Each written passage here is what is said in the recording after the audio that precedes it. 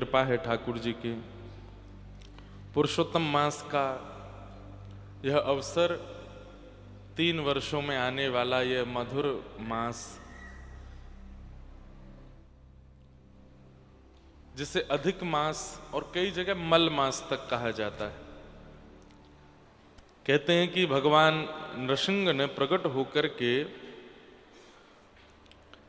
हिरण्यकश्यप के वध के लिए इस मास को प्रकट किया, क्योंकि उसने वरदान मांगा था कि मैं 12 महीनों में ना मरूं। तब भगवान ने 13वां महीना बनाया। नृसिंह अवतरण के बाद इस मास को मल मास कहने लगे, हिरण्यकश्यप वध के कारण। और किसी भी प्रकार के शुभ कार्य, ग्रह कार्य, मंगल कार्य इस मास में नहीं होते। लोगों ने मलमास कहकर के अत्यंत आज भी कई जगह पर बहुत ज्यादा पवित्र नहीं मानते, लेकिन हमारे ठाकुर जी तो अकारण करुणा वरुणालय, अकारण करुणा मतलब बिना किसी कारण के करुणा करने वाले हैं ठाकुर जी। यह मास जब ठाकुर जी के पास गया तो ठाकुर जी से जाके बोला, मैंने क्या बिगाड़ा? सारे मासों को आप अपनी प्राप्ति कराते हैं, लेकिन मुझ मास को मलमास कहकर के आपने अत्यंत दीन बना दिया। तब ठाकुर जी बोले, चिंता नहीं करो, अभी तक मलमास कहते आए थे, अब आपका नाम पुरुषोत्तम मास है।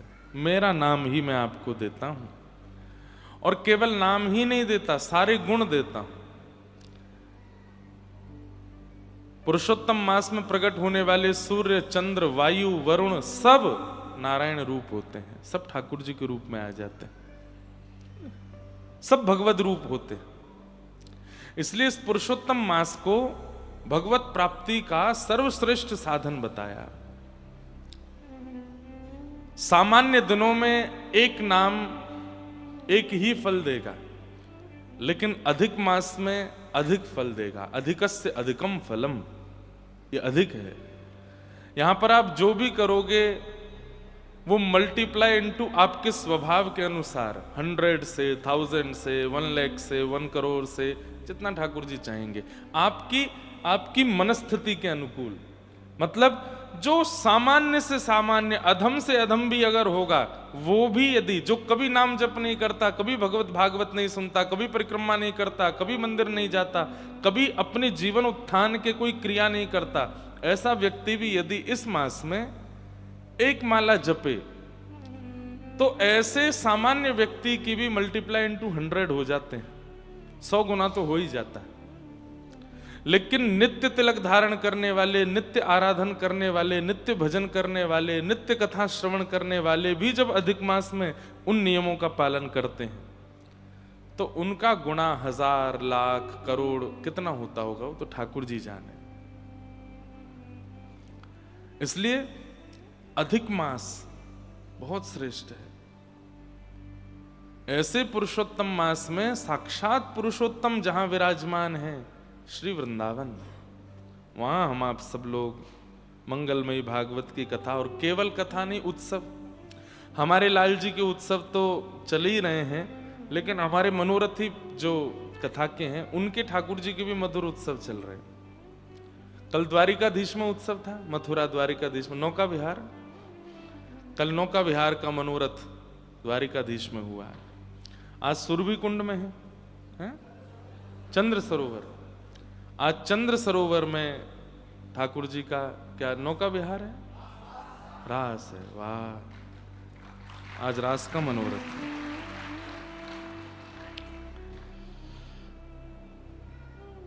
अब क्या है कि एक के घर में ब्याह हो तो दूसरे जा सकते हैं, पर सबके घर में ब्याह हो तो कैसे जाऊं मैं?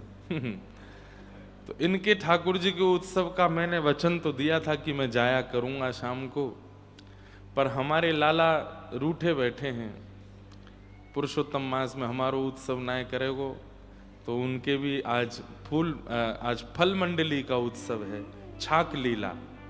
ठाकुर जी की शाम को फल मंडली है निवास पर, तो छाक लीला, लाल जी वन में गए हैं और वन में सब वन की भीलनियां फल लेकर के आती हैं, ठाकुर जी को अरोग आती। चुपचाप ठाकुर जी बैठ करके उन भीलनियों के साथ मधुर मधुर फल चख लेते हैं। तभी मधुमंगल सीदामा को दिख जाते हैं ठाकुर जी। अच्छा, अकेरो केरो पारो सबरे फलन को।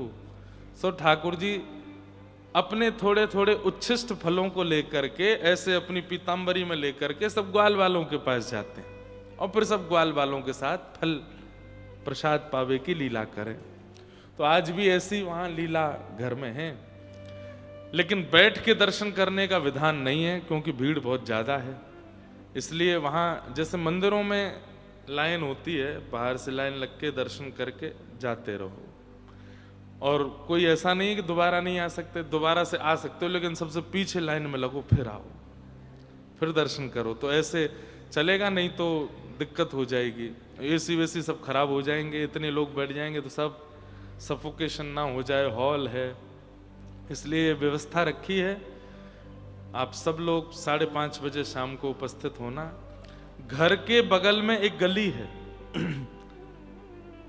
वहां सब लोग लाइन बद्ध हो जाना, बड़े छोटे वीआईपी वीवीआईपी सब एक ही लाइन में आना।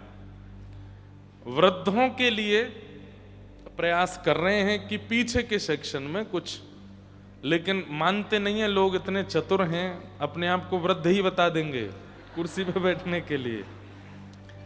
इसलिए केवल वृद्धों के लिए ऐसा रखा है कि वो पीछे बैठ के दर्शन कर सकें, क्योंकि चढ़ने उतरने में दिक्कत ना हो। तो इसलिए आप सब लोग कृपा कर, हम लोग कोई संस्था तो है नहीं मंदिर की जो वहाँ पे गार्ड लगे हों, आपको उठा में बैठा में, आप अपने आप ही व्यवस्था देख करके एक बार दर्शन हो गए, दोबारा इच्छा होवे तो फिर से जाओ, बाहर से फिर से लाइन में लग के आ जाना।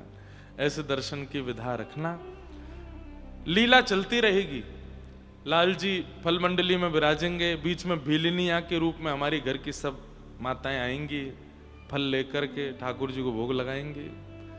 उसके बाद हम मन सुखा तन सुखा सब देख लेंगे, लाला को फिर डांटेंगे, हैं रे लाला छुप के पाए रहो, तो फिर ठाकुर जी सब फल लेके हमारे बीच में आएंगे और फिर सब ग्वाल बालन को फल बटेंगे और वन की छाक लीला ठाकुर जी की होगी।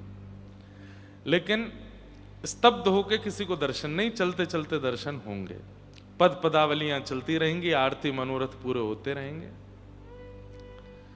तो वो सब भाव रहेगा। ये सुख है बंधुओं। अब देखिए कहां पुरुषोत्तम मास को मलमास कह दिया, तो इसमें एक दिन भी पवित्र नहीं माना जा रहा था। काहे को?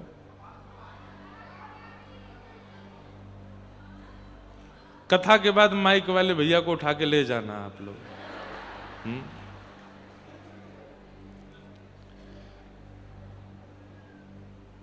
क्या बता रहा था मैं? हैं? हाँ, कहां मलमास को एक दिन भी पवित्र नहीं माना जा रहा था, सारे मास इसके आगे इतरा रहे थे।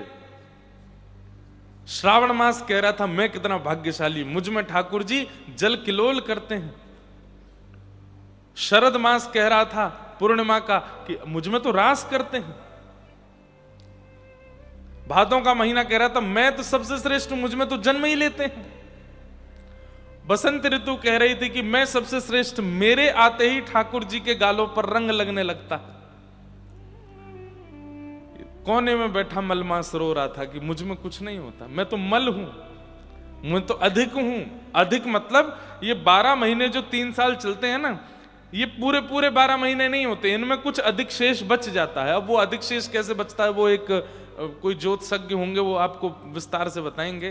तो उनका जो अधिक बच जाता है दिन, वो सब 1 महीने के रूप में 3 साल बाद आता है, इसलिए इसको अधिक बोलते हैं। ये अधिक है, एक्स्ट्रा है।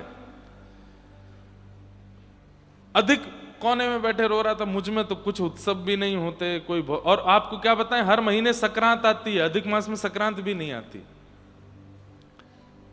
तब ठाकुर जी बोले तू चिंता मत करे, बाकी के सबरे मासों में एक एक उत्सव होते हैं, पर सारे 12 महीनों में जितने उत्सव होते हैं वो सब तेरे संग होंगे। अब तो ठाकुर जी की होली भी होती है, नौका विहार भी होती है, जल विहार भी होता है, शरद पूर्णिमा भी होती है, रास पूर्णिमा भी होती है, ठाकुर जी की चंदन यात्रा भी होती है। कल हमने सूक्ष्म चंदन यात्रा, लाल जी के चल ही रहे हैं उत्सव, कुछ ना कुछ उत्सव बना रहता है लाल जी का।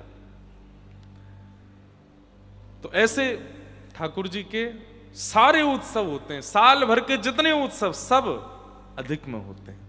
अब बाकी के सारे महीने हाथ जोड़ के कहते हैं, अरे पुरुषोत्तम तुम तो हमसे भी ज्यादा श्रेष्ठ हो, हम में तो एक ही लीला होती है, ठाकुर जी सबरी लीला तुम्हारे संग करते हैं। तो ऐसा ये पुरुषोत्तम मास, कितने कृपालु है ना लाल जी, दीनों पर कृपा करते हैं और हम दीन नहीं हैं।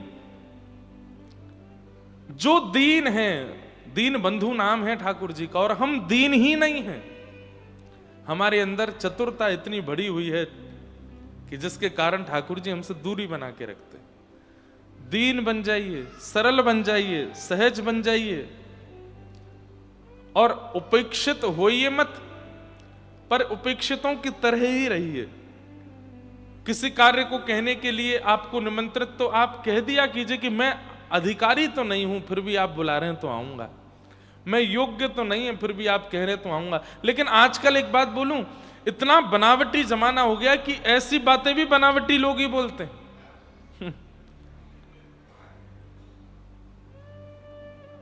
हम तो लायक नहीं महाराज जी, लेकिन आप कह रहे हैं तो ठीक है आएंगे।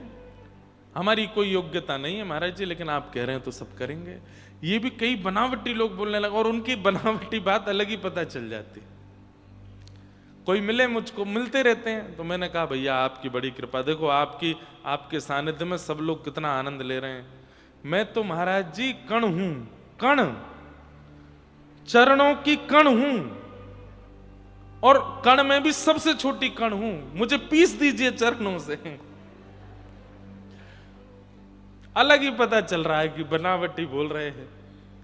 भाई जो दीन होगा ना, वो बोलेगा नहीं कि मैं दीन हूं, दीन कभी बताएगा नहीं कि मैं दीन हूं। उसकी तो प्रक्रिया मौन रहती है, शांत रहती है, नेत्र झुके हुए रहते हैं, तन झुका हुआ रहता है। शब्द से बताना नहीं पड़ेगा कि वो दीन है। उसकी भावना, उसके विचार, उसके चलना फिरना, उठना बैठना और शरीर से पता चल जाता है कि वो दीन है। और ऐसे के ठाकुर जी बंधु हैं, दीन बंधु हैं, उनको ठाकुर जी बहुत प्रेम करते हैं।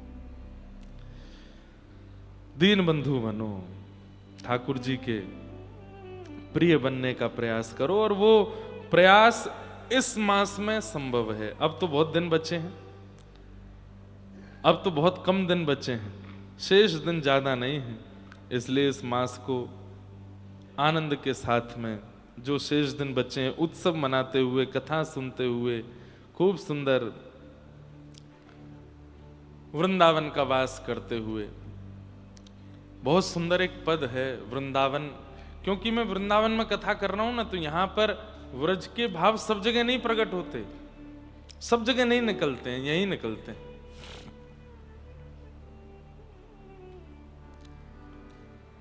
शरण श्री वृंद गुण गाओगे तो धाम रीझ जाएगो, लेकिन इतनी प्रक्रिया करके एक रीझ है, एक माने, एक रीझ है, एक माने, ऐसे सब प्रक्रिया करनी पड़ेगी। लेकिन एकमात्र धाम के गुण गाने लगोगे तो धाम में निवास करने वाली श्री जी भी, ठाकुर जी भी, रज भी, यमुना जी भी, सहचरी भी, रसिक जन भी, संत जन भी, सब रीझ जाएंगे। समग्र वंदन है जाएगो धाम की वंदना करने से। इसलिए श्री वृंदावन, श्री वृंदावन, प्राण वृंदावन, जीवन वृंदावन, वृंदावन वृंदावन वृंदावन वृंदावन, ये भी एक जप है, इसको करिए। नित्य वृंदावन जपिए, चलते फिरते उठते बैठते। श्री वृंदावन कितनी कृपा करते हैं। वृंदावन की कृपा से श्री बिहारी जी प्राप्त, श्री राधा रमण जी प्राप्त, श्री राधा वल्लभ जी प्राप्त। वृंदावन की कृपा से रस रानी यमुना जी प्राप्त, रसिक जन प्राप्त, तटीय स्थान, निधिवन राज, सेवा कुंज जैसे दिव्य स्थान प्राप्त। किसकी कृपा है? धाम की। या धाम को नित्य वंदन करो, धाम को नित्य प्रणाम करो। शरण श्री वृंदावन की जय, शरण श्री वृंदावन की जय। युगल बिहारी चरण कमल सो, युगल बिहारी चरण कमल सो। कितना बढ़िया गाते हो आप लोग हैं? हर दिल जो प्यार करेगा वो गाना गाएगा। कहने को तो एक फिल्म का गाना है, लेकिन ये बातें ना हम रसिकों से ही, वृंदावन के रसिक जनों से ही ली हैं पिक्चर वालों ने, क्योंकि वृंदावन में जो आया उसने गाया। रूप गोस्वामी आए गाते हुए आए, सनातन गोस्वामी आए गाते हुए गाए, हितरवंश महाप्रभु आए गाते हुए आए, श्री गोपाल भट्ट गोस्वामी आए गाते हुए आए, भक्तिमती मीराबाई आई गाती हुई आई, सूरदास, कुम्मन दास, कृष्णदास, नंददास सब गाते हुए आए हैं, क्योंकि सबके चित्त में प्रेम है प्रिया प्रियतम का। बिना गाए व्रज को किसी ने पाया नहीं, इसलिए गाना तो पड़ेगा। कितना बढ़िया गाते हो आप लोग। और ठाकुर जी कहते हैं मद भक्ता यत्र गायंती तत्र तिष्ठामि। नारद, मेरे इतने सारे भक्त एक स्वर में मिलकर के जब गाते हैं, मुझे वहां आना ही पड़ता है, मैं पहुंच जाता हूं वहां पर। युगल बिहारी चरण कमल सो, युगल बिहारी चरण कमल सो। निस दिन नेह लगइए, निस दिन नेह लगइए। शरण श्री वृंदावन की जय। शरण श्री वृंदावन की। व्यापार के लिए वृंदावन नहीं है, व्यापार के लिए, उपहार के लिए, जीवन यापन के लिए, आदि आदि विषयों के लिए जो संसार में रहते हैं उनके लिए वृंदावन की कोई गतिविधि नहीं। वृंदावन में सबसे पहला काम क्या? युगल बिहारी चरण कमल सो निस्दिन नेह लगाइए। वृंदावन रहने वाले का हमारा तो नहीं बन पा रहा है, लेकिन आपसे हम निवेदन कर रहे हैं, आप तो कर सकते हो। निस्दिन एक ठौर पकड़ लो, रोज जाना है। आज भी हमारे कितने सारे ब्रजवासी ऐसे हैं, बिहारी जी की शयन आरती करेंगे ही करेंगे, बिहारी जी की मंगला करेंगे ही करेंगे, राधा रमन लाल जी की औलाई करेंगे करेंगे, श्री राधा वल्लभ लाल जी की आरती, एक आरती का नियम बना लीजिए। वृंदावन में हैं तो बिना ठाकुर जी के चरणों में जाए रहेंगे नहीं। पहला काम ही यही है वृंदावन रहने वाले का। दूसरा काम क्या है? सेवा कुंज समीप बैठ के, सेवा कुंज समीप बैठ के। दंपति ध्यान लगाइए, दंपति ध्यान लगाइए। हमारे ब्रज में दंपति किनको कहा जाता है? प्रिया लाल जी दोनों दंपति। सेवा कुंज जाइए। गए सेवा कुंज? कितने लोग सेवा कुंज गए हैं? सब गए हैं। ये अभी जो आए मनोरथी सब जाओ भैया, एक बार सेवा कुंज है के आओ। हमारी श्री प्रिया जी नृत्य करते करते जब थक गई, तब ठाकुर जी उनके चरण दबा रहे हैं, सेवा कर रहे हैं। वो सेवा कुंज है। आज भी रात्रि में कहमे कि वहां के सब लता गुल्म वृक्ष गोपी बन जाएं, और आज भी रास बिहार ठाकुर जी का वहां होता है सेवा कुंज में। सेवा कुंज में किशोरी जी को प्यास लगी, ठाकुर जी ने अपनी वंशी से कुंड प्रकट कियो, उनको जल पान करायो। सेवा कुंज। तो दूसरा काम वृंदावन रहने वालों का, ये अत्यंत गूढ़ बातें हैं, लेकिन अब तो सब प्रचार हो जाएंगी, लेकिन फिर भी करो। सेवा कुंज। और एक बात और ध्यान रखिएगा, ये कर्ण पिशाचनी संग लेके मत जाना, इसके बिना तो जाते ही नहीं है। वहां ध्यान भी लगाएंगे तो ये वीडियो ऑन रहेगी, ध्यान चल रहा हमारा नहीं, इसको छोड़ के जाइए। वृंदावन के लिए कीपैड वाला फोन रखा करो, बिना कैमरा वाला। मैंने अभी मेरी दत्त धाम में कथा थी नासिक में, वहां के महाराज जी ने इतना बड़ा फोन दिया मुझे कीपैड वाला, तो मैंने कहा महाराज जी अधिक मास के बाद इसका शुभारंभ करूंगा मैं, वृंदावन में जई चलेगो कीपैड वालो इतनो सोने, उसमें कैमरा नहीं है। फोन उठाने करने के लिए बस बहुत है। वीडियो नहीं बनानी वृंदावन में। हमको तो इसलिए भी बनानी पड़ती है कि चलो कुछ रसिक जन है, उनको कुछ प्राप्त हो जाएगा, कुछ करेंगे, लेकिन फिर भी बहुत कम मन होता है वृंदावन में ज्यादा कुछ करने का। तो दूसरा काम ब्रज में क्या? सेवा कुंज समीप बैठ के, सेवा कुंज समीप बैठ के दंपति ध्यान लगइए, दंपति ध्यान लगइए। शरण श्री वृंदावन की जय, शरण। आचार्य चरण कहते हैं ये दो काम कर लिए, इनसे ही क्या होने लगेगा? होए भावना सिद्ध सहज ही, होए भावना सिद्ध सहज। कितना सरल है, केवल युगल बिहारी जी के नित्य दर्शन करने और सेवा कुंज के समीप बैठ के ध्यान लगाना, इतने में ही भावना सिद्ध हो जाएगी। फिर क्या अनुभव होगा? निरख नयन हुलसइए, निरख नयन हुलसइए, शरण श्री वृंदावन की रइए, शरण। अच्छा एक बात, ये तो नियम है आध्यात्म पथ का, भक्ति पथ का, कि प्रारंभिक सीमा जब आप प्रारंभिक श्रेणी में जब होते हैं तो बहुत जल्दी ध्यान लगने लगता है, बहुत ज्यादा सेवा में रुचि बनने लगती है, बहुत बढ़िया से भोजन प्रसादी सिद्ध होने लगती है, बहुत नाम जप में मन लगने लगता है। लेकिन एक समय के बाद ना तो नाम जप में मन लगता है, ना सेवा में मन लगता है, ना सेवा अच्छे से हो पाती, ना श्रृंगार हो पाता, ना प्रसाद हो पाता, आलस्य आने लगता है। पता है क्यों? क्योंकि पूर्व में प्रारंभिक स्थिति में जो हमारी सेवा बन रही थी उसके प्रति हमको अभिमान आ जाता है कि हमारा तो बड़ा सहज हो जाता है, उसके कारण वो अभिमान आने लगता है। अभिमान के कारण सेवा में आलस्य, नाम में आलस्य, कथा में अरुचि, धाम में अरुचि, वैष्णवों के प्रति अपराध, ये सब बनने लगता है। और ये सब का कारण प्रारंभ में हुए अनुभवों के प्रति अभिमान। आप अभी नहीं मानेंगे, लेकिन जब अनुभव होता है तो उसके बाद अभिमान आता है। उस अभिमान को दबाए रखने के लिए क्या करें, उस अभिमान को नष्ट करने के लिए क्या करें? तब आचार्य चरण अगली पंक्ति में कहते हैं, ले ले शीत रसिक संतन की, ले ले शीत रसिक संतन की। शीत के बारे में जानते हैं?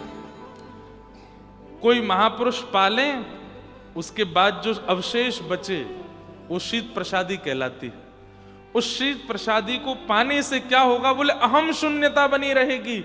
अपनी सेवा के प्रति, नाम के प्रति, धाम के प्रति, कथा के प्रति जो भी हमसे अपराध बन रहे हैं, उन अपराधों को नष्ट करने का एक ही उपाय है, रसिक महापुरुष वैष्णव जनों की शीत प्रसादी लो। और शीत प्रसादी को मतलब है केवल तिनका मात्र, उनका तिनका ही ले लो और उनसे मांगो मत, ध्यान रखो और बस उनको पता ना चले और आपने उनकी जब वो प्रसादी पाले उसके बाद एक तिनका उसमें से ग्रहण कर लो। ले ले शीत रसिक संतन की, ले ले शीत रसिक संतन की। बाधा भूख भगइए, बाधा भूख भगइए, शरण श्री वृंदावन की रइए, शरण श्री वृंदावन की। शीतल सुंदर जल यमुना को, शीतल सुंदर जल यमुना वहां पी पी प्यास मिटाइए, पी पी प्यास मिटाइए। लेकिन आजकल ये हो नहीं पा रहा। श्री यमुना जी का जल पान करने को नहीं मिल पा रहा है। जिस प्रकार से हम लोगों ने यमुना जी का स्वरूप बिगाड़ दिया है, उस प्रकार से यमुना जल हम पी नहीं पा रहे हैं। क्या करें फिर? बोले वृंदावन में फिर जल आने के बाद यमुना जी ही हो जाता है। वृंदावन में जो जल है वो यमुना जी का ही स्वरूप है। प्रयास तो करना चाहिए कि हम आवाज उठाएं, हम प्रार्थना करें कि श्री यमुना जी को वापस भेजो। वृंदावन की रसरानी पटरानी श्री यमुना जी नहीं है। दिल्ली का पूरा जल आ रहा है वृंदावन में, यमुना जी नहीं आ रही हैं। इसी कारण से वृंदावन में कुछ ना कुछ वैष्णवों की दुर्घटनाएं होती रह रही हैं, क्योंकि यमुना जी नहीं है। हम तो कहते हैं, हम तो अभी एक बड़े महापुरुष के यहाँ गए दक्षिण में, वहां पे भी बोल के आया मैंने कि आप महाराज जी नदियों के लिए बहुत क्रम करते हैं, यमुना जी के लिए करो। ऋषिकेश वाले महाराज जी के पास गए, वहां आरती होती है गंगा जी की, उनसे भी कह के आया मैंने कहा महाराज जी हम तो बालक हैं, आप थोड़ी आवाज उठा के यमुना जी के लिए कुछ करिए।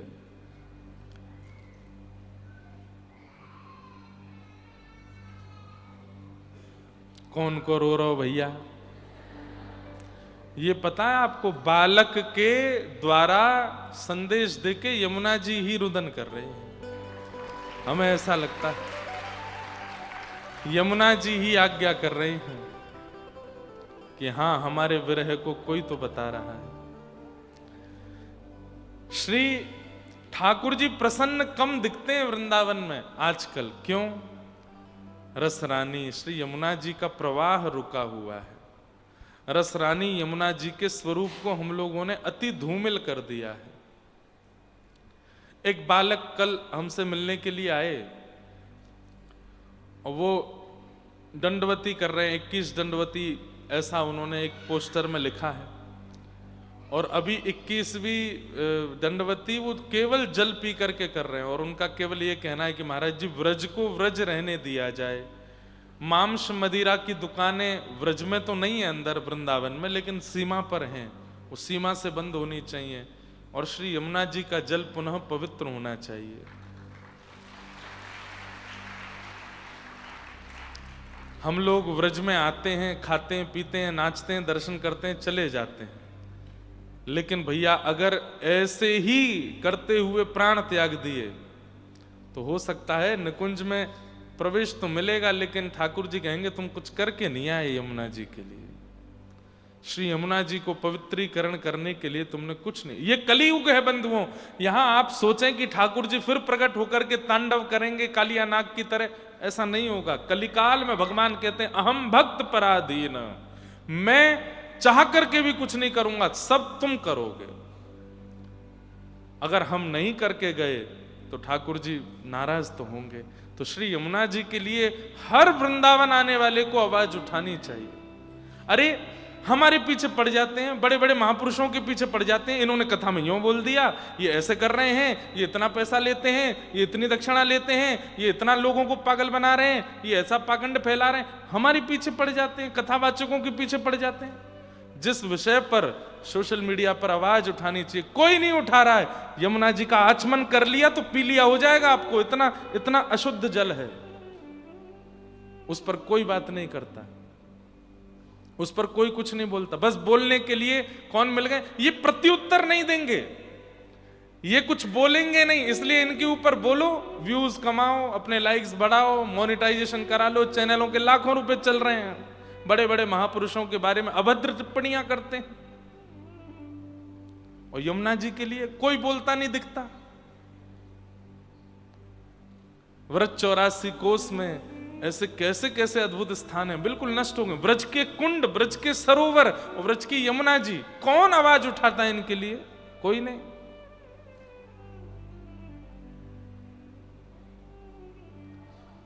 हमारे मन में आती तो बहुत है कि हम कुछ करने लगे, पर वो ये कि गृहस्थी है ना, साधु महात्मा होते तो कर लेते कि कल को कोई कुछ कर भी दे तो कोई दिक्कत नहीं है।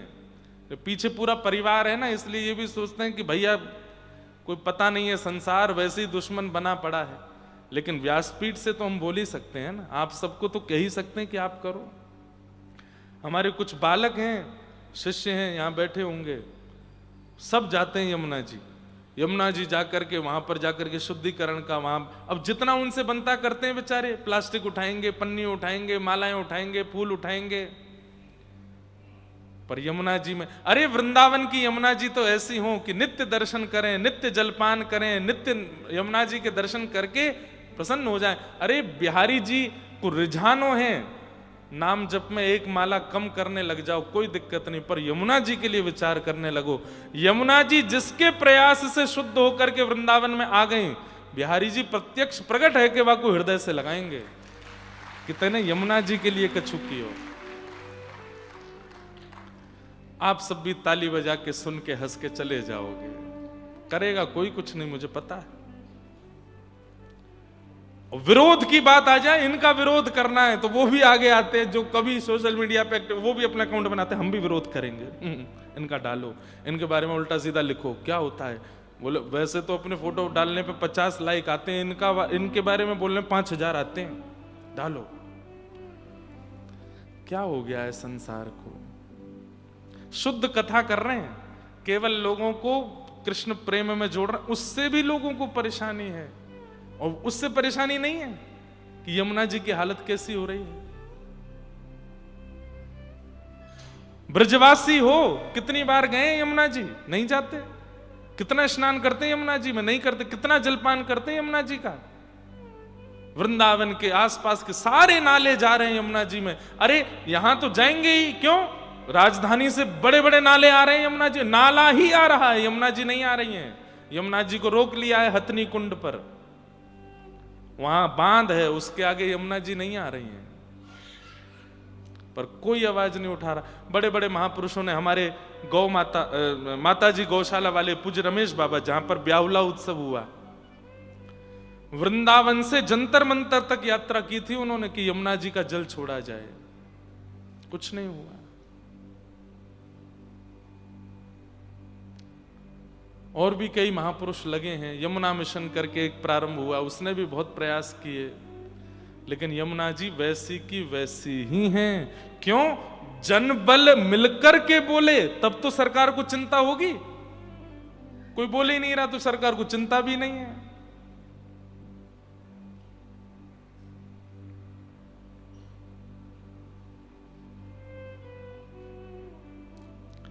इसलिए भैया, व्रजवासी हो, व्रजोपासक हो, व्रज से प्रेम करते हो, व्रज आते जाते रहते हो, श्री जी का नाम बोलते हो, श्री जी के चरणों में जाते हो, श्री जी की प्रसादी पाते हो, उस समय थोड़ी सी मन में लज्जा होनी चाहिए कि श्री जी की प्राण प्रिया श्री यमुना जी नहीं है व्रज में। उनके लिए हमें आवाज उठानी चाहिए, उनके लिए हमें विरोध करना चाहिए, उनके लिए हमें अपना बल लगाना चाहिए कि यमुना जी वापस आए। कई लोगों का मुखमंडल देख के तो लग रहा है कि महाराज जी आगे बढ़ो, अब ठीक है, इस विषय को क्यों इतना खींचना, चलाओ आगे। तो हम तो चल देंगे। शीतल सुंदर जल यमुना को, शीतल सुंदर जल यमुना को, पी पी प्यास मिटाइए, पी पी प्यास। आपको भले ये सीरियस मैटर ना लगता हो, लेकिन भैया 10 वर्ष हो गए हमको कथा करते हुए, अब हम कुछ ना कुछ तो यमुना जी के लिए करेंगे।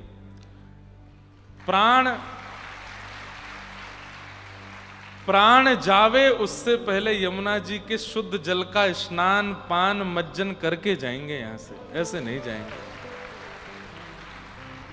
यमुना जी में हिलोरें आती हों, यमुना जी कलकल करके बहती हों, यमुना जी का जलपान ऐसा, वृंदावन के लोग घरों में स्नान ही नहीं करें, सब यमुना जी जामे स्नान करने, वहीं का जलपान करें, वहीं तिलक स्वरूप कर रहे हैं। आहा, कहीं पूज्य मलुकपीठ वाले महाराज जी बैठे हैं, कहीं हमारे गोरीलाल कुंज वाले महाराज जी बैठे, सब वहीं बैठ करके संध्या वंदन कर रहे हैं। सुबह सुबह 5 बजे का दर्शन देखो, सारे व्रजमंडल के संत यमुना जी के तट पर बैठे हैं, सब अपनी सेवा में लगे हैं।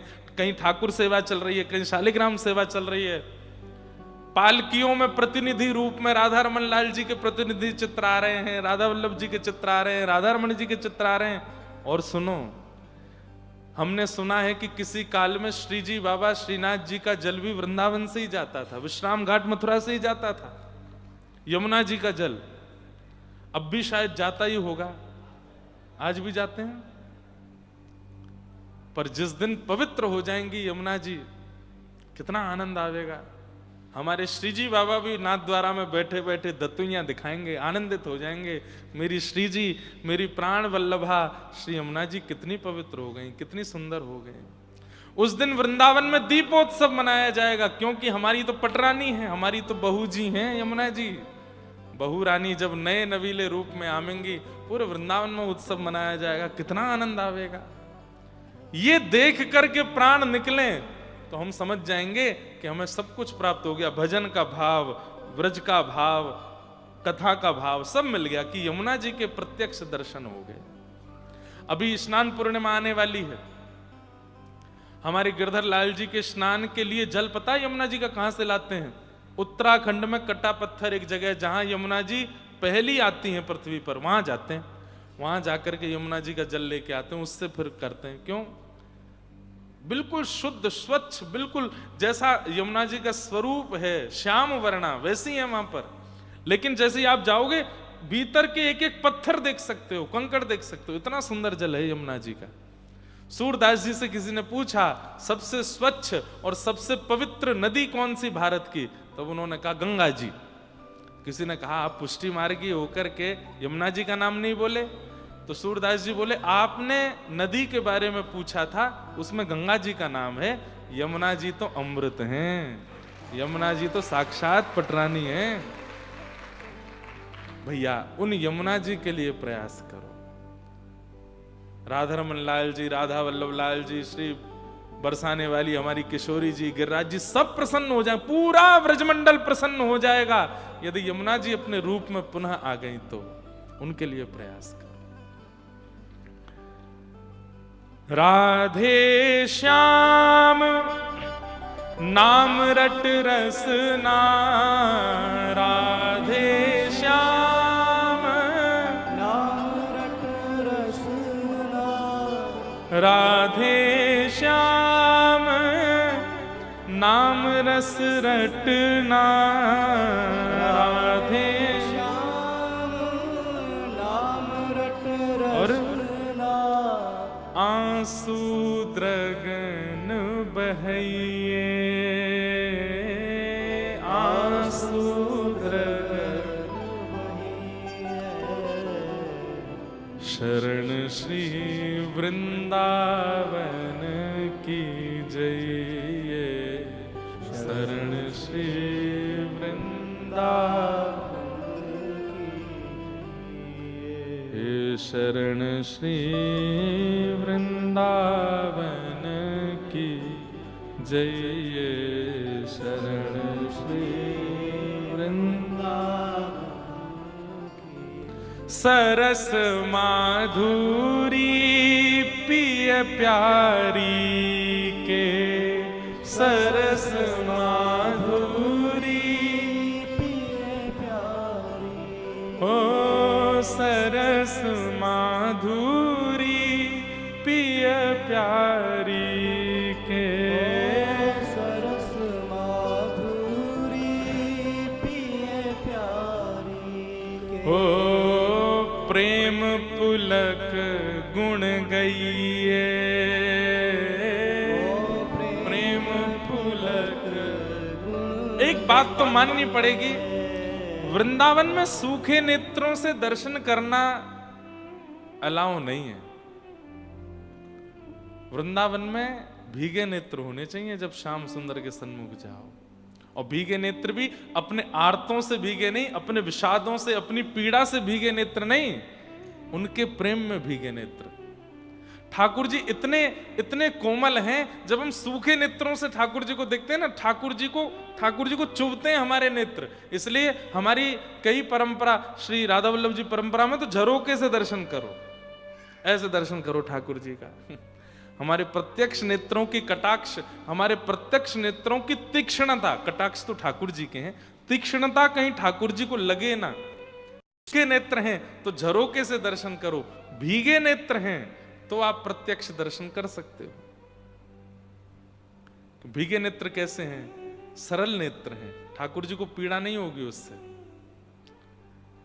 सरस माधुरी पिय प्यारी के, सरस माधुरी पिय प्यारी हे प्रेम पुलक गुण गईये, प्रेम पुलक गुण गईये। शरण श्री वृंदावन की रैये, शरण श्री वृंदावन की जय। बोलो वृंदावन बिहारी लाल की जय। ऐसा श्री वृंदावन धाम है, ये प्राप्त है गयो है, ये बहुत बड़ी कृपा है। इस वृंदावन धाम को खूब आनंद के साथ, जिस भावना से, अब सरस माधुरी जी ये तो हमारे गिरधर लाल जी को ब्याहुला अभी सरस कुंज से ही तो भयो। तो सरस माधुरी जी जिनको ये पद है, ये हमारे लाल जी के पर ससुर जी लगे जिनका ये भाव है। तो जयपुर सरस कुंज से लाल जी की ब्याहुला की सब क्रम भये, तो वहां के आचार्य चरण को ये भाव है। बहुत सुंदर। कल हम लोग 3 मंगलाचरण सुने भागवत जी के, तत्पश्चात पिबत भागवतम रसमालयम, इस विषय पर चर्चा चल रही थी कि कथा को पियो। पीने का संबोधन देने का एक बहुत बड़ा कारण यह है कि पी हुई वस्तु तुरंत असर करती। दूध पी लो तुरंत असर करेगा, जल पी लो तुरंत तरावट आ जाएगी, शिकंजी पी लो तुरंत सब गर्मी में शांति सी पड़ जाती है, मदिरा पी लो तुरंत सिर घूमने लगता है, विष पी लो पधार जाओगे तुरंत। पी हुई वस्तु तुरंत असर करती है। औषधि पी लो तो जो पीड़ा है, जो रोग है, वो दूर हो जाता है।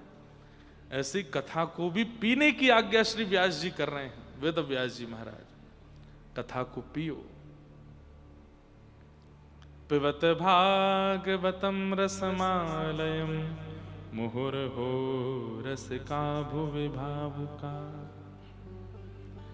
कि धर्म स्वनिष्ठित पुंसाम विश्वक्सेन कथा सुय नोत्पादये दधिरतिम श्रम एव हि केवलम। बहुत अच्छी बात, ध्यान से सुनिएगा। मेरी सेवा से मेरे आराध्य ठाकुर जी प्रसन्न हैं, इसका प्रमाण क्या है? मैं सेवा करता हूं, उत्सव करता हूं। बोलो वृंदावन बिहारी लाल की। बड़ी कृपा है। हमारे शिक्षा गुरुदेव श्री शिव प्रसाद उपाध्याय गुरु जी आज पधारे हैं। बड़ी बड़ी कृपा, बहुत बहुत प्रणाम। जिन्होंने हमको पढ़ा लिखा करके इस योग्य बनाया कि आपको हम कथा सुना सकें, आज उन्हीं आचार्य चरण, और ये सरप्राइज दिया है आपने हमको पता नहीं थी आज गुरु जी आने वाले हैं। जय हो।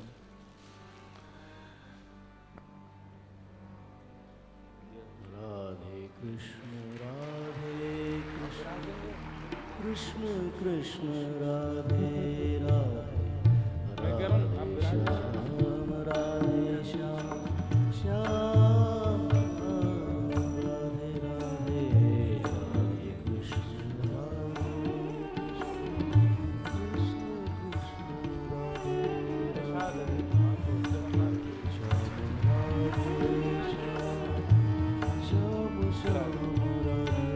राधे राधे कृष्ण राधे कृष्ण कृष्ण राधे राधे,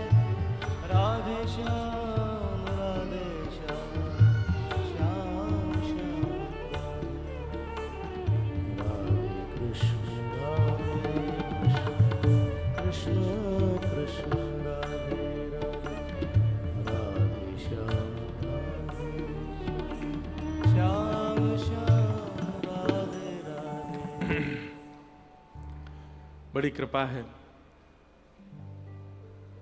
हमारे गुरुजन तो बड़ी कृपा ही करते हैं और अनन्य अनंत गुरु हैं। किन्हीं से कुछ सीखा, किन्हीं से कुछ सीखा, पर व्यासपीठ पर पहुंचाने के लिए हमारे ऊपर जिनकी बड़ी कृपा रही, ऐसे 3 गुरुजन हमारे जीवन में हैं। पहले तो पूज्य पिताजी महाराज, उनकी कृपा से ही व्यासपीठ, उन्हीं की व्यासपीठ है।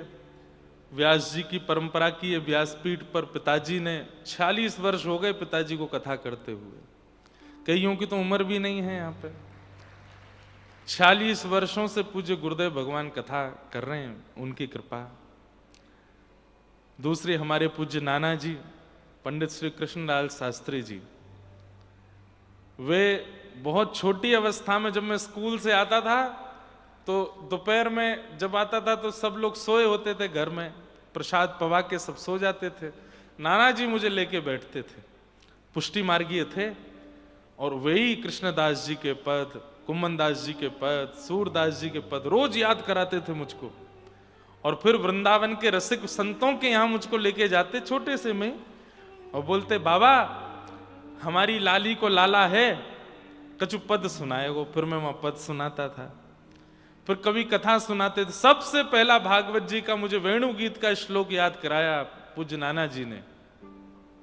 वरहा पीड़म नटवर वपु कर्णयो कर्णकारम विभ्रदवास कनक कपिसम वैजयंतीम चमालाम रंध्रान वेणु अधर सुधया पूरयन गोप वृंदई वृंदारण्यम स्वपद रमणम प्राविशद गीत कीर्ति। हमारे पूज्य नाना जी की कृपा। पूज्य गुरुदेव भगवान भी जब पढ़ाते थे तो नाना जी कभी कभी आके बैठते थे, बैठ करके श्रवण। व्रज साहित्य जितना भी दास को प्राप्त हुआ वो नाना जी से प्राप्त हुआ, पूज्य गुरुदेव भगवान से प्राप्त हुआ। पर अक्षरशः सच्चिदानंद रूपाय से लेकर के और नाम संकीर्तनम यस्य सर्व पाप प्रणाशनो, महात्म से लेके, प्रथम स्कंद से लेके और भागवत जी के अंतिम श्लोक तक पूज्य गुरुदेव की कृपा। आपने ही हमको अध्ययन कराया। अभी आकर के गुरु जी बोले मेरे अक्षर लिखे हुए हैं। मैंने कहा जी गुरु जी लिखे हैं। बड़ी कृपा है। आजकल गुरु जी बता रहे थे बहुत सारे बालक आते हैं, बोले आपने इंद्रेश जी को पढ़ाया, हमको भी पढ़ाओ। हम सब बालकों को एक बात कहते हैं, श्रीमद् भागवत जी कृपा साध्य हैं, ये कृपा से प्राप्त होती हैं। और उनकी कृपा यदि चाहिए तो गुरु के वचन अटल कर मानो, गुरु के प्रति पूर्ण निष्ठा रखो, उनके प्रति पूर्ण समर्पण हो जाओ, भागवत जी अपने आप कृपा करने लग जाएंगे। लेकिन कई बार आचार्यों के प्रति हमारी निष्ठा नहीं रहती है। हम केवल ग्रंथ पढ़ने की आदि रह करके एक ट्यूशन टीचर समझ करके गुरुजनों से पढ़ते हैं, तो फिर भागवत जी कृपा नहीं होती। आप वक्ता बन जाओगे लेकिन आपकी वाणी का प्रभाव नहीं रहेगा। ये कोई प्रशंसा की या अभिमान की या बताने वाली बात भी नहीं है। हमारे पूज्य गुरुदेव भगवान, पूज्य पिताजी महाराज आज भी अपने शिक्षा गुरुदेव का उत्सव करते हैं, जो दिसंबर में होता है। 15 से 21 दिसंबर फिक्स है। हमारे गुरुदेव भगवान का उत्सव होगा पूज्य पिताजी के शिक्षा गुरु श्री रामानुज गुरु जी का। दीक्षा गुरु नहीं है वे, शिक्षा गुरु हैं। उनका उत्सव करते हैं, उसी में ही दीक्षा गुरुदेव का भी उत्सव करते हैं। तो हमारे यहां तो परंपरा है, शिक्षा गुरुजनों जिनसे सीखा है हमने उनको प्रणाम करें। तो ऐसे हमारे गुरुदेव आज आए हैं, बड़ी कृपा। आज भी मुझे पढ़ाते हैं। मैं व्यस्त रहता हूं कहीं बाहर, फोन पे बात नहीं हो पाती, तो कोई भी श्लोक फोटो खींच के भेजेंगे और रिकॉर्ड करके भेज देते हैं। मैं जब मुझे अवकाश मिले, मेरी दृष्टता है कि मैं बात नहीं कर पाता, तो रिकॉर्ड करके भेजेंगे, सुन लेना। फिर मैं सुन के फिर करूंगा फोन, गुरुजी बहुत अच्छा बोले, ये बोलना वहां कथा में बहुत अच्छा लगेगा। और कथा में हर बात बोलने की नहीं सिखाते, कई बात मुझे सीखने वाली भी बताते हैं जो मैं सीखूं। ऐसे हमारे गुरुदेव आए हैं, उनको बारंबार प्रणाम करते हैं। हाँ। धर्मस्वनिष्ठितः पुंसां विश्वक्सेन कथासु यः नोत्पादये दधिरतिम् श्रम एव हि केवलम। हमारे आराध्य नाथ हमसे प्रसन्न हैं, इसका सबसे बड़ा प्रमाण क्या है? मैं श्री जी की उपासना करता हूं, मैं गिरधर लाल जी की उपासना करता हूं, मैं गुरु की उपासना करता हूं, मैं ग्रंथ की उपासना करता हूं, मैं एकादशी व्रत करता हूं, मैं प्रदोष के व्रत करता हूं, मैं श्रावण मास करता हूं, मैं अधिक मास में नियम धारण करता हूं, गिरिराज जी की दंडवती करता हूं। जो भी साधन हम करते हैं वह साधन हमारे नाथ स्वीकार कर रहे हैं, इसका प्रमाण क्या है हमारे पास? तब यहां पर आचार्य चरण कह रहे हैं, विश्वक्सेन कथा सुयह। किसी कथा में जाके बैठिए, किसी प्रवचन में जाके बैठिए, किसी सत्संग में जाके बैठिए, वहां जाकर के यदि आपका मन लगने लगे तो समझ जाओ कि आपके आराध्य आपसे प्रसन्न हैं, आपकी सेवा स्वीकार कर रहे हैं, आपके अनुष्ठान व्रत से वे बड़े प्रसन्न हैं। और कहीं कथा में जाकर के मन घूम रहा है, नींद आ रही है, उबासी आ रही है, पैर दर्द कर रहे हैं, कभी ऐसे बैठे हैं, कभी ऐसे बैठे हैं, समय देख रहे हैं कब पूर्ण होगा, तो आप जो भी कुछ क्रम कर रहे हो, श्रम एव हि केवलम, वो केवल एक मेहनत है, वो केवल एक प्रयास है। ठाकुर जी उससे प्रसन्न नहीं है। ठाकुर जी की कथा के प्रति रति बढ़े। बहुत दिन से मैंने ये प्रसंग कहा नहीं। जगन्नाथ प्रभु के एक परम रसिक भक्त हुए, उनका नाम था अंगद जी महाराज। क्या नाम था? अंगद जी। एक राजा के महामंत्री थे अंगद जी, बहुत ध्यान से सुनना।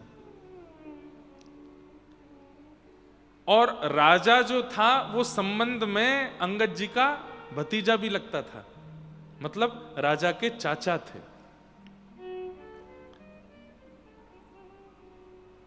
वैसे बड़े अच्छे थे, नियम से रहना, महामंत्री के, राजा के जो जो कर्म होते हैं उन सब का बड़ा ध्यान रखते थे, लेकिन धार्मिक नहीं थे, कथा आदि नहीं सुनते थे।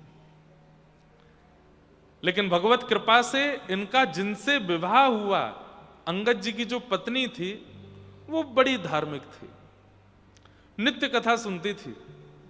कथा सुनने में इतनी रुचि थी कि बस पता चल जाए कि पास के गांव में भी कथा हो रही है तो दौड़ करके जाती थी। और उसने इसी शर्त पर ब्याह किया था अंगद जी से कि आप मुझे कथा सुनने से, भगवत सेवा करने से, नाम जप करने से, अनुष्ठान करने से, ठाकुर जी की घर में सेवा करने से रोकोगे नहीं। तो अंगद जी ने भी ये उसको वचन दिया और उससे भी वचन लिया कि तुम चाहे कथा सुनो, सेवा करो, सत्संग करो, अनुष्ठान करो, मुझसे कभी कहना नहीं कि तुम भी कथा में चलो, तुम भी सेवा करो, तुम भी नाम जप करो, मुझसे होगा नहीं। तो दोनों की आपस में ये कमिटमेंट हुआ था कि वो उनको नहीं छेड़ेंगे, ये इनको नहीं छेड़ेंगी, वो कथा में रहेंगे, ये बिल्कुल कथा में जाएंगे नहीं। तो अंगद जी कथा वार्ताओं से लाखों कोसों दूर रहते थे। लेकिन एक दिन, लेकिन प्रेम बहुत करते थे अपनी पत्नी से, बहुत प्रेम करते थे। पत्नी ने दीक्षा ले ली थी एक महाराज जी से, एकादशी का दिन था, तो महाराज जी का नियम था कि सब शिष्यों के यहां एकादशी के दिन सत्संग करने जाते थे। इस बार नंबर आया अंगद जी की पत्नी का। वो घबरा तो गई कि कहीं मेरे पति नाराज ना हो, लेकिन उसने सोचा कि इतने साल हो गए विवाह को, अब तो मान ही जाएंगे, और वैसे भी वो पूरे दिन राजभवन में रहते हैं, कोई दिक्कत नहीं, और थोड़े बहुत नाराज हुए भी तो मुझसे प्रेम इतना करते हैं, मना लूंगी मैं। महाराज जी अपने गुरुदेव को पूरी संगति के साथ में बुला लिया। गुरुदेव कथा करने लगे, सत्संग कीर्तन चल रहा था, उन्माद नृत्य कर रहे थे सब रसिक जन, और अंगद जी के घर में कथा चल रही थी। अंगद जी शाम को अपने राजभवन से लौट के आए और जैसे ही देखा ताल बज रहे हैं, कांसे बज रहे हैं, कूद कूद करके रसिक जन नाच रहे हैं, बीच में पत्नी भी नृत्य कर रही है, कई सारे श्रोता भी, अड़ोसी पड़ोसी भी आए हैं, आकर के आग बबूला हो गया। बंद करो ये सब, क्या कर रहे हो? ये कोई आश्रम है क्या? ये कोई आश्रम है? ये मेरा घर है, निकलो यहां से। वैसे तो संत जनों को अपमान का बोध होता नहीं, लेकिन इतने सारे वैष्णवों को एक साथ कोई आकर के डांट फटकारने लगे और कथा कीर्तन करने से रोके तो फिर सब सोचेंगे कि यहां से निकल के कहीं और करने में ही भलाई है। धीरे धीरे सब निकलने लगे। पत्नी रोकने लगी, मेरी बात तो सुनिए, आप ऐसे कैसे कह सकते हैं? बोले मेरा हाथ छोड़ो, ये घर है, क्या बना रखा है यहाँ पर? सब्जी मंडी की तरह सब लोग आ गए हैं, उछल उछल करके नाच रहे हैं, गा रहे हैं। ये मेरा घर है, मेरी अनुमति के बिना कोई कैसे आ जाएगा यहाँ पे? निकलो सब बाहर। सब संत महात्मा साधु जितने भी थे सब चले गए। पत्नी बहुत रोई। थोड़ी देर बाद अंगद जी का क्रोध शांत हो गया तो पत्नी के पास गए, देवी तुम मेरी बात सुनो। पत्नी बोली, बात नहीं, दूर रहिए मुझसे।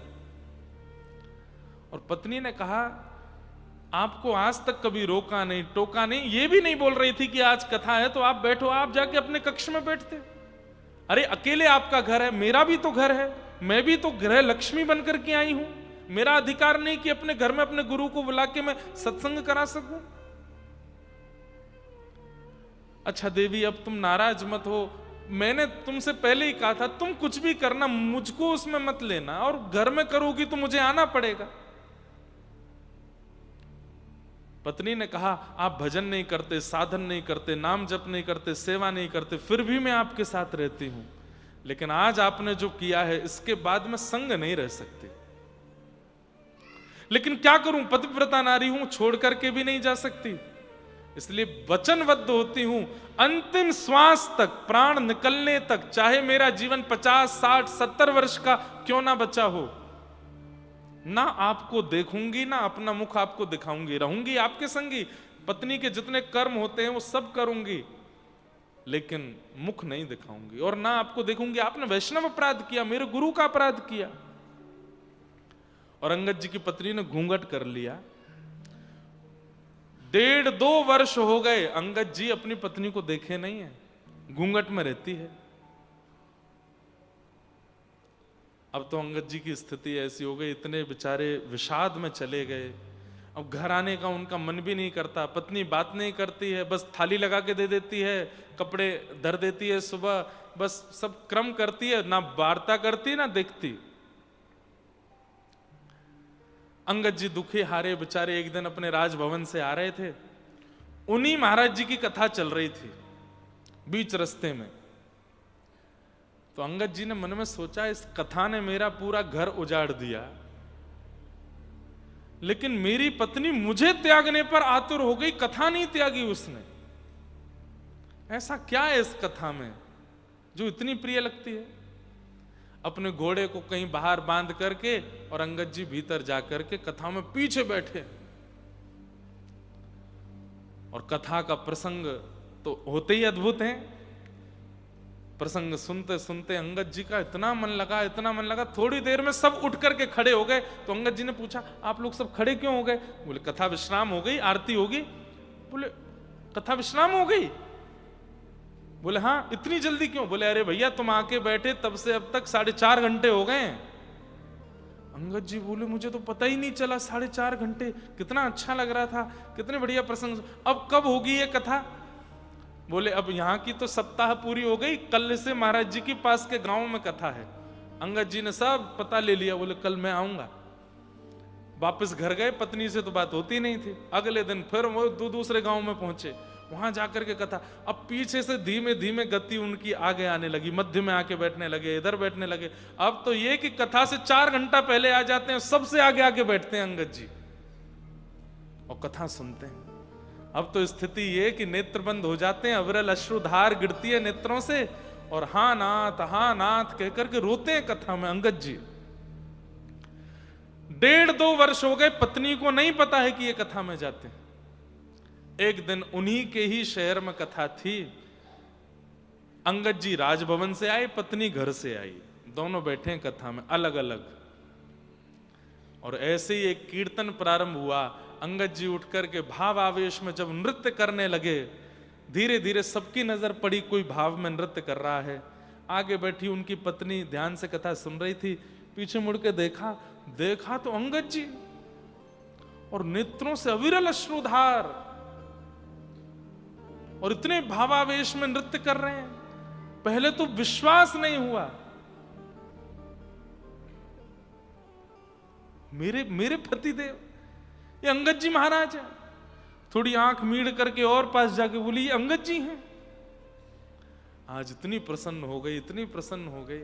अच्छा, स्थिति देख करके पता चल रहा था कि एक बार में नहीं हो सकती है, हो सकता है। मैं तो वर्षों से बात नहीं की, साल 1.5 साल से कथा सुनते होंगे। आज घर गई, घर जाकर के चौक पुराया, बाहर दीप जलाए हैं, बढ़िया सुंदर। अंगद जी महाराज थोड़ी बहुत देर में जब घर लौट के आए, द्वार पर खड़ी है पत्नी। अंगद जी ने आकर के स्वयं नीचे नजर कर ली और कहा, देवी मैं आ गया हूं, तुम घूंघट कर लो। अंगद जी की पत्नी बोली, घूंघट उससे किया था जो वैष्णव अपराधी था, पर अब पता चला है कि आप भगवत कथा से प्रेम करने लगे हैं, तो आपसे घूंघट करूंगी तो अपराध हो जाएगा। इसलिए नाथ, अब मेरे उस विषाद, मेरे उस विकार को अस्वीकार करें और मुझे स्वीकार करें। और चरणों में प्रणाम करके पत्नी ने वो नियम छोड़ दिया। लेकिन अंगद जी की स्थिति देख लो। अंगद जी आके क्या बोले, देवी लेकिन अब पहले जैसे तुम्हारे रूप को देखने की मेरी इच्छा नहीं बची। अब कथा सुनकर के नेत्र श्याम सुंदर को देखना चाहते हैं। अब तो केवल एक ही इच्छा है कि वो माधव देखें। पत्नी और प्रसन्न हो गई, बोले कि मैं ये सुनकर के मेरा नृत्य करने का मन होता है, आप कैसे बदल गए? बोले पता नहीं, अब मुझे पता चला कि कथा तुम क्यों सुनती थी। सुनो, अब सब हमारे बीच में रजामंदी हो गई है, मुझसे अपराध तो बनाई, हम आचार्य से निवेदन करें और वे हमारे घर में आके कथा सुनाए। दोनों पति पत्नी गए और जाकर के आचार्य से निवेदन किया। सप्ताह कथा अंगद जी ने अपने घर पर कराई और पूरी कथा यजमानत्व में बैठ करके सुनते थे। यही प्रसंग पूरा नहीं हुआ, अंगद जी की चरित्र बहुत सुंदर है। फिर अंगद जी मंत्री थे, अपने राजा के बिहाफ पे युद्ध करने जाते थे। कई बार राजा नहीं जाता थे, मंत्री ही मुखिया बनकर के युद्ध में जाते। तो एक पास के किसी शहर में युद्ध हुआ, वहां युद्ध में वहां के राजा को परास्त करके, और युद्ध में ऐसा होता था कि राजा को परास्त करके उसका सारा धन साम्राज्य लेकर के अपने यहां आते हैं। तो अंगद जी महाराज जब उसका सारा धन लेकर के आने लगे, तो उसी धन में एक बहुत सुंदर मणि थी। उस मणि को देख करके पता नहीं क्यों अंगद जी के मन में आया कि मैंने आज तक किसी मंदिर में जाके दर्शन नहीं किए, और मेरा और पत्नी का आपस में भाव हुआ है कि हम कुछ दिन बाद पहली बार जगन्नाथ जी का दर्शन करने जाएंगे, तो ये मणि मैं रख लेता हूं।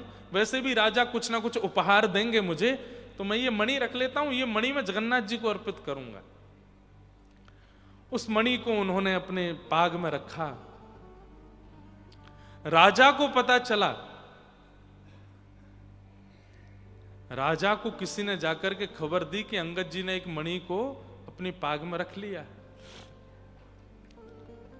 यहां अंगद जी की स्थिति बनी जगन्नाथपुरी जाने की, तो राजा ने बीच रास्ते में सैनिकों को भेज करके उनको बंदी बनवाया। बोले आपकी पाग खोल के दिखाइए।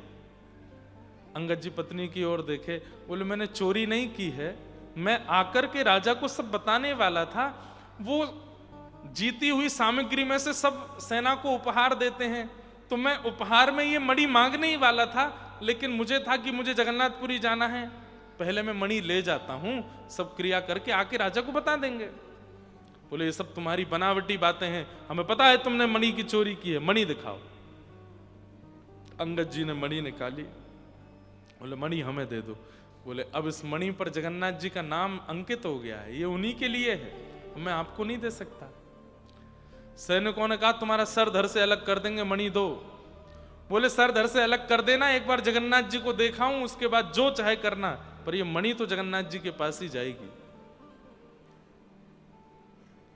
सैनिकों ने जब बहुत हट किया, तो पास में एक सरोवर था, उस सरोवर में मणि को फेंक दिया।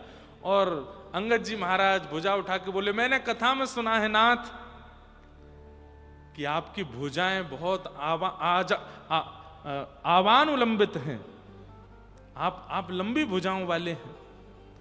मेरी वस्तु आप तक पहुंचाने में मुझे चल के आना पड़ेगा, पर मेरी वस्तु को स्वीकार करने के लिए आप तो कहीं भी आ सकते हैं। कर्मा की खिचड़ी खाने आप राजस्थान पहुंच जाते थे, तो मेरी मणि लेने के लिए इस जलाशय में आ जाइए नाथ, ये मणि मैं यहीं से अंकित करता हूं, क्योंकि मैं शरीर से आपके पास नहीं पहुंच पाऊंगा। मणि को खोजने के लिए सब लोग कुंड में कूद गए, पूरा जल सुखवा दिया कुंड का, लेकिन मणि नहीं मिली। राजा ने पूछा, अंगद जी मणि कहां है? बोले कि जिनकी थी उनके पास चली गई। बोले इनकी हथकड़ी लगाओ, बेड़ियां लगाओ, इनको लेके चलो जगन्नाथपुरी, और महाप्रभु जी के पास यदि वो मणि नहीं मिली तो इनका सर धड़ से अलग करेंगे। पहली बार जगन्नाथ दर्शन करने के लिए अंगद जी गए, हाथों में हथकड़ियां, पैरों में बेड़ियां, और सैनिक नंगी तलवार लेकर के चल रहे हैं। और अंगद जी महाराज जैसे जगन्नाथपुरी पहुंचे, जगन्नाथ महाप्रभु के जैसे ही दर्शन खुले हैं, सबने देखा उस मणि को जगन्नाथ जी ने अपने कंठ में धारण करके रखा है। अंगद जी के नेत्र सजल हो गए। आज भी वो मणि जगन्नाथ जी कंठ में या शीश पर कहीं धारण करते हैं, आज भी। कथा सोचिए, और कोई अनुष्ठान नहीं किया अंगद जी ने, केवल कथा सुनने में रति लगा दी, सुनने में रुचि लगा दी, उससे इतना बल प्राप्त हो गया कि कहां मणि पधराई और कहां पहुंची। और जगन्नाथ महाप्रभु ने कैसी कृपा करके अंगद जी को दर्शन दिया। वही बात यहां पर आचार्य चरण कह रहे हैं, विश्वक्सेन कथा सुयः, सत्संग के प्रति, कथा के प्रति यदि आपकी रति है, आपकी रुचि है, तो आपके नाथ आपसे प्रसन्न हैं, इस बात का प्रमाण है। लेकिन सत्संग में ही आपको बेचैनी हो रही है, मन उच्चाटित होता है, जाने का मन होता है, आलस्य आता है, तो आप जितने भी क्रम कर रहे हो, ठाकुर जी उससे प्रसन्न नहीं हैं, ठाकुर जी उससे राजी नहीं हैं। हरि के गुण सुना करो। नोत्पादये दधिरतिम श्रम एव हि केवलम, कि धर्मस्य यापवर्गस्य नार्थोऽर्थायोपकल्पते, नार्थस्य धर्मैकान्तस्य कामो लाभाय स्मृत। हमारा धर्म याप वर्गस्य, अपवर्ग है। पवर्ग शब्द में प फ ब भ म, प फ ब भ म 5 शब्द होते हैं।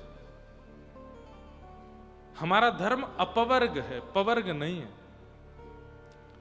पवर्ग शब्द के 5 शब्द किस भाव को अंकित करते हैं? तो प से पाप, पाप के बाद यदि आप भगवत सानिध्य लेते हो कि मुझसे पाप हो गया नाथ, मेरे पापों को दूर करो, मुझसे बहुत बड़ा अपराध हो गया, उसको धर्म नहीं माना जाता। पाप में पढ़कर के भगवत आराधन करना, प्रायश्चित के लिए ही करना, लेकिन वह भी धर्म नहीं है। आप प्रायश्चित के लिए भगवान का भजन कर रहे हो। प और दूसरा शब्द फ, यानी कि फल की प्राप्ति के लिए भगवत भजन करना।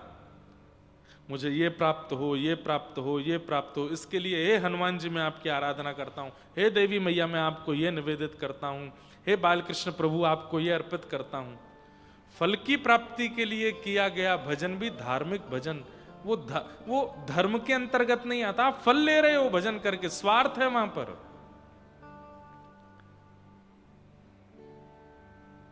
इसलिए कहीं भी कुछ भी करते हैं, भागवत जी में वर्णित किया गया है, कायेन वाचा मनसेन्द्रियैर्वा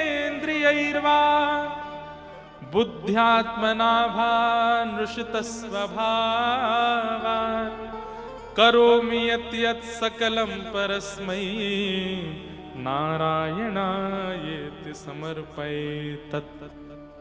सब भगवान को अर्पित किया करो। एक बहुत सुंदर बात, ध्यान से सुनो, ध्यान से सुनना, बहुत अच्छी बात है। व्यक्ति जब कमाई करने लगता है ना, पहली कमाई, जैसे जॉब लगी, बिजनेस लगा, तो कुछ उसको बड़े लोग क्या समझाते हैं? सुनो, बैंक अकाउंट खोल लो और जितना पैसा है सब बैंक में जमा करना शुरू करो, वहां से जितनी जरूरत हुआ करेगा उतना निकाल लिया करना, बाकी सुरक्षित रहेगा। ऐसा कहते हैं।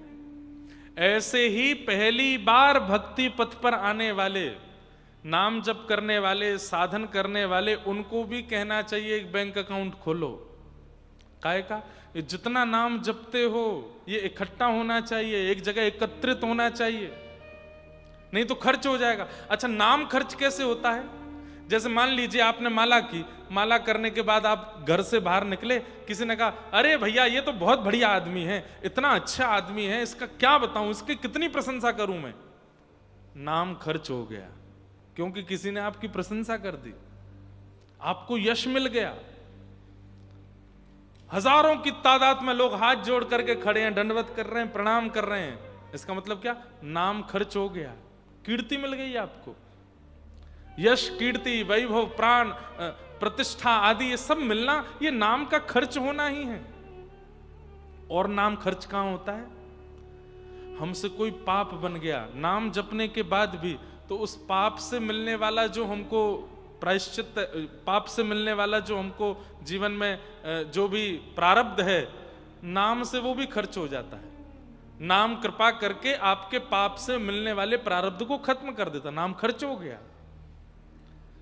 नाम करते तो हम सब हैं, लेकिन खर्च हो जाता है, क्या करें? एक बैंक अकाउंट खोलो। बैंक अकाउंट क्या है? केवल ये श्लोक सही है गुरुजी। कायेन वाचा मनसेन्द्रियैर्वा बुद्ध्यात्मना भानुषिता स्वभावात् करोमि यत् यत् सकलं परस्मै नारायणायेति समर्पयेत्। भगवान के श्री चरणारविंद ये आपके बैंक हैं। करना केवल इतना है, गिरिराज जी परिक्रमा करी, परिक्रमा विश्राम करते ही हाथ में जल लिया, नारायणायेति समर्पयेत्। भागवत की कथा कराई, कथा सुनी, अंतिम दिन हाथ में जल लिया, नारायणायेति समर्पयेत्।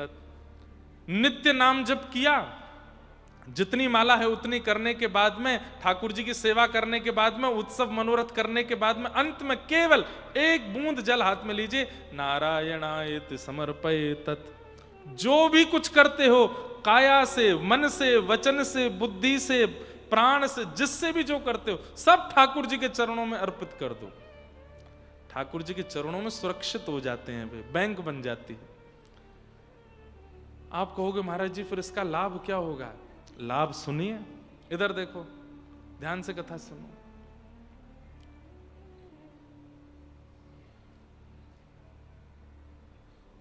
इधर देखो, यहां देखो, कथा श्रवण करो। क्या बता रहा था मैं? हैं? हाँ, उससे लाभ क्या हुआ? अंतिम समय पास आया, अंतिम समय समीप आया, और तभी इस जन्म के पाप नहीं, हमारे किसी जन्म के पाप के कारण हमको नरक जाना पड़ेगा, क्योंकि पाप तो किसी भी जन्म का भी हो सकता है। और इस जन्म में भी कोई अज्ञात रूप से बन गया, और बनते ही हैं ना, बहुत पवित्र मत समझो अपने आप को। हर दिन कोई पाप बनता है हमसे, और उस पाप के कारण हमको नरक जाना पड़े, तभी हम क्या करेंगे? हे नारायण प्रभु, आपके चरणार बिंदों में जीवन भर का जितना भी भजन बल, जितना भी तप बल, जितना भी सेवा बल आप हमने अर्पित किया है, उसकी कृपा कीजिए। सोई ठाकुर जी के दूत प्रकट हो जाएंगे, यम दूतों को रोक देंगे, बोले इसको नहीं ले जा सकते। बोले क्यों? खाता खुला है इसका, ठाकुर जी के चरणों में खाता खुला है, और वहां इतना नाम, इतने मनोरथ, इतनी परिक्रमा, उन सब का फल इसके पास रखा है। उस फल के प्रभाव से इसको ठाकुर जी की गोद में जाना है, आप इसको लेके नहीं जा सकते, ये ठाकुर जी के पास जाएगा। और मान लीजिए इतना जप नहीं कि ठाकुर जी की गोद में जाना है, तो कम से कम इतना तो फल मिल ही सकता है उस नाम के प्रभाव से कि आप इसको नरक नहीं ले जा सकते, इसका पुनर्जन्म होगा। अब की बार ये ब्रजवासी बन के आएगा, व्रज में जन्म लेगा, और व्रज में जन्म लेकर के फिर भगवत प्राप्ति करेगा। और कहीं हमारा नाम जप इतना हुआ, ना तो यमदूत आएंगे ना विष्णुदूत आएंगे, दोनों प्रिया लाल युगल किशोर प्रकट हो जाएंगे उस नाम के प्रभाव से, लेकर के जाएंगे। इकट्ठा कीजिए, खर्च मत करने दीजिए, खर्च हो जाता है। इसलिए हमारा धर्म अपवर्ग है, पवर्ग नहीं। पाप के बाद किया गया भजन धार्मिक नहीं है, फल की प्राप्ति से किया गया भजन। अब फल की प्राप्ति से जैसे करते हैं, फल कैसे मिलेगा? जितना नाम किया होगा उसी के बल पे फल मिलेगा। खर्च हो गया वो। आपने कहा हे ठाकुर जी एक पुत्र हमारे घर में हो जाए, तो आपने जीवन भर में जितनी बार भगवान नाम लिया है वो सब भगवान नाम खर्च होगा, उसके बदले पुत्र मिलेगा या कोई भी उपलब्धि मिलेगी। खर्च नहीं करना है उसको। आहा, बाईसा कहती है, चाकर रहे सू बाग लगा सू, नित उठ दर्शन पासू। हे वृंदावन री कुंज गलिन में, हरि की लीला गासू। श्याम मन चाकर राखो जो, श्याम मन चाकर राखो। हरि जी माने चाकर राखो जो, हरि जी माने चाकर राखो जी। हे थारी चाकरी में चूक कोनी, राखू मारा सावरिया, राखू मारा सावरिया। चाकर राखो जी, हरि जी माने चाकर राखो। हे गिरधारी माने चाकर राखो जी, गिरधारी माने चाकर राखो। गाओ। थारी चाकरी में चूक कोनी, राखू मारा सावरिया, राखू मारा सावरिया। चाकर राखो जी, हरि जी माने चाकर राखो। हे चाकर रहसू बाग लगासू, नित उठ दर्शन पासू।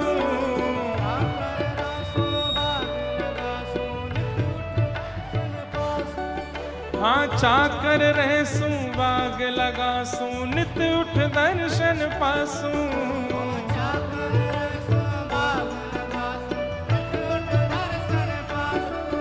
हे वृंदावन री कुंज गलिन में, हरि लीला गासू।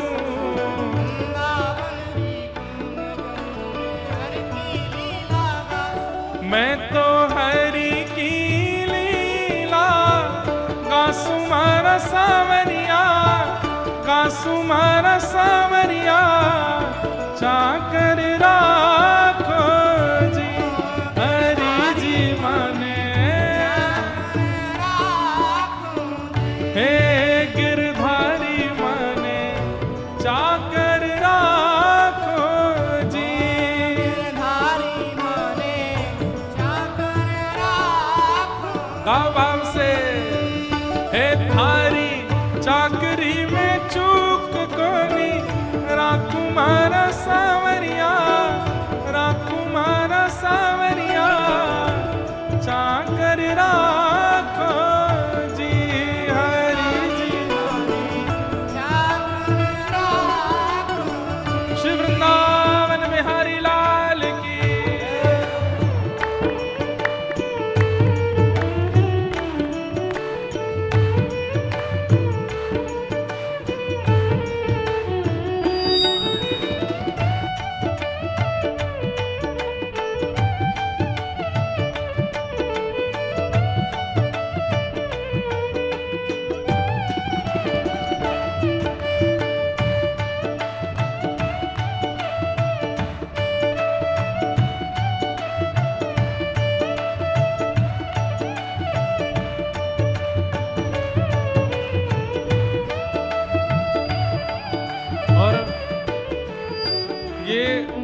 ये पंक्ति समझनी है आपको।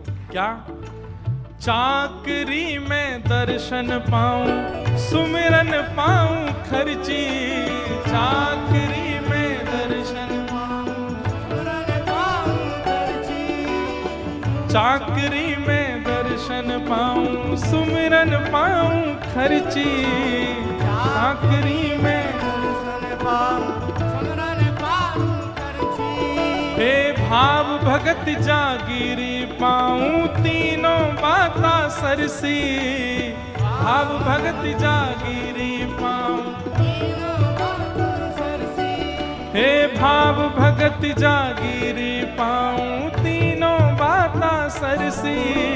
भाव भगत जागीरी पाऊं, तीनों बातों सरसी। समझ में नहीं आया तो समझो। चाकरी क्या कर रही है मीराबाई? चाकरी में दर्शन पाऊं। पहला काम आपको देखना, ये मेरी चाकरी है, मेरी नौकरी है। दूसरा, सुमिरन पाऊं खर्ची।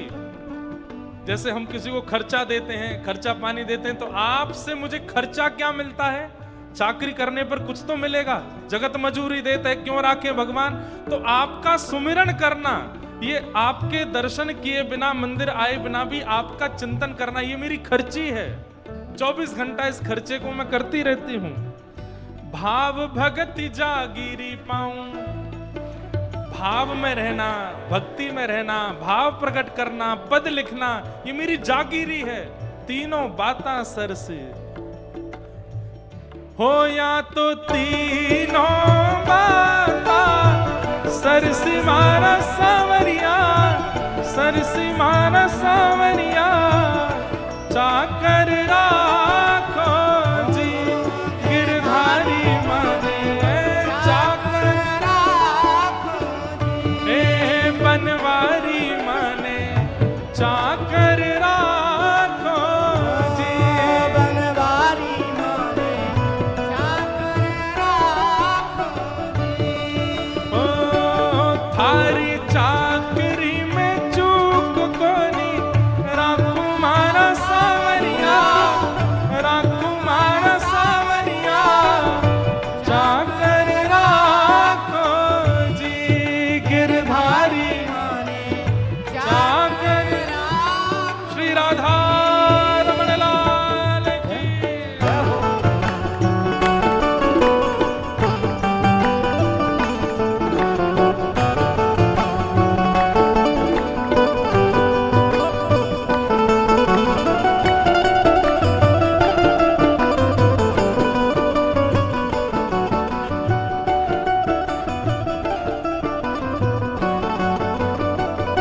श्री राधा वल्लभ लाल की।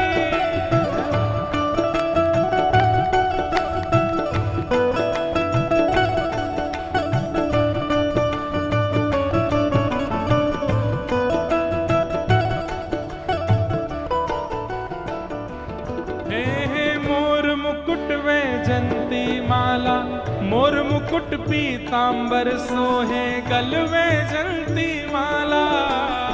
मोर मुकुट पीतांबर सोहे गल में जंती माला। मोर मुकुट पीतांबर सोहे गल में जंती माला। मोर मुकुट पीतांबर सोहे गल में जंती माला। अरे वृंदावन में धेनु चरावे मोहन मुरली वारा। वृंदावन में धेनु चरावे, मोहन मुरली वाला। हाँ हाँ, वृंदावन में धेनु चरावे मोहन मुरली वाला। वृंदावन में धेनु चरावे मोहन मुरली वाला। ये तो मोहन मुरली वाला मारा सावरिया, वाला मारा सावरिया। चाकर राखो जी गिरधारी माने, चाकर राखो जी। हे बनवारी माने, चाकर राखो जी।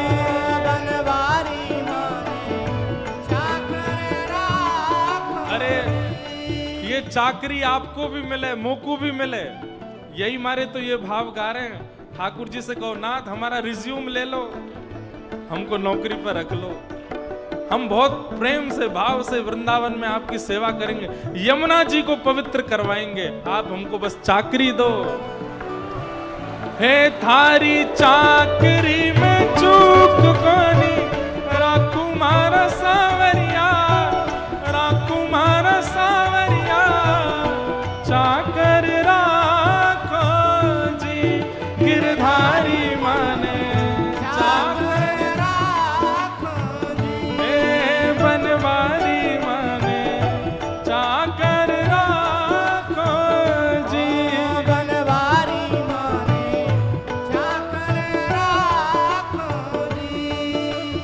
हे मीरा के प्रभु गिरधर नागर, सदा बसो जी धीरा, मीरा के प्रभु गिरधर नागर, सदा बसो जी धीरा। मीरा के प्रभु गिरधर नागर, सदा बसो जी धारा, मीरा मीरा के प्रभु गिरधर नागर, सदा बसो जी धारा। और वही बात आ गई जो मैं कहना चाह रहा हूं, यमुना जी आएंगी तो ही ठाकुर जी मिलेंगे, क्योंकि बाईसा कह रही हैं, वहीं दर्शन हुए हैं। अरे आधी रात प्रभु दर्शन दीना, प्रेम नदी के तीरा, आधी रात प्रभु दर्शन दीना, प्रेम नदी के तीरा।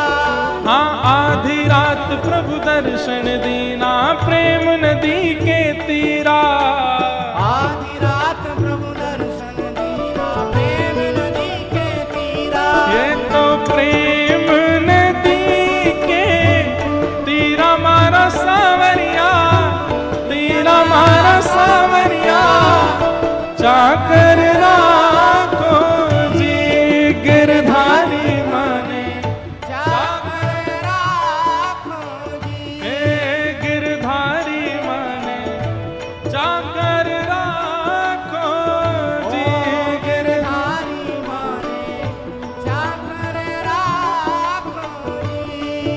हे थारी चाकरी में चूक कोनी, राकुमार सावरिया, राकुमार सावरिया, चाकर राखो जी गिरधारी, चाकर राखो जी हे बनवारी माने, चाकर राखो जी। बनवारी माने, चाकर राखो। ओ जय जय श्यामा, जय जय श्याम, जय जय श्री वृंदावन धाम, जय जय श्यामा, जय जय श्याम, जय जय श्री वृंदावन ओ जय जय श्यामा, जय जय श्याम, जय जय श्री वृंदावन धाम, जय जय श्यामा, जय जय श्याम, जय जय श्री वृंदावन धाम। हे जय जय श्यामा, जय जय श्याम, जय जय श्री वृंदावन धाम, जय जय श्यामा, जय जय श्याम, जय जय श्री वृंदावन धाम। प्यारी राधे तेरो नाम, प्यारो श्री वृंदावन धाम, प्यारी राधे तेरो नाम, प्यारो श्री वृंदावन ओ धाम। जय जय श्यामा, जय जय श्याम, जय जय श्री वृंदावन धाम, जय जय श्यामा, जय जय श्याम, जय जय श्री वृंदावन धाम। जय जय श्यामा, जय जय श्याम, जय जय श्री वृंदावन धाम, जय जय श्यामा, जय जय श्याम, जय जय श्री वृंदावन धाम। प्यारी राधे तेरो नाम, प्यारो श्री वृंदावन धाम, प्यारी राधे तेरो नाम, प्यारो श्री वृंदावन धाम। प्यारी राधे तेरो नाम, प्यारो श्री वृंदावन धाम, प्यारी राधे तेरो नाम, प्यारो श्री वृंदावन धाम। हे जय जय श्यामा, जय जय श्याम, जय जय श्री वृंदावन धाम, जय जय श्यामा, जय जय श्याम, जय जय श्री वृंदावन धाम। जय जय श्यामा, जय जय श्याम, जय जय श्री वृंदावन धाम, जय जय श्यामा, जय जय श्याम, जय जय श्री वृंदावन धाम। जय जय श्यामा, जय जय श्याम, जय जय श्री वृंदावन धाम, श्यामा, जय जय श्याम, जय जय श्री वृंदावन धाम। ओ जय जय श्यामा, जय जय श्याम, जय जय श्री वृंदावन धाम, जय जय श्यामा, जय जय श्याम, जय जय श्री वृंदावन धाम। जय जय श्यामा, जय जय श्याम, जय जय श्री वृंदावन धाम, जय जय श्यामा, जय जय श्याम, जय जय श्री वृंदावन धाम। जय राधे राधे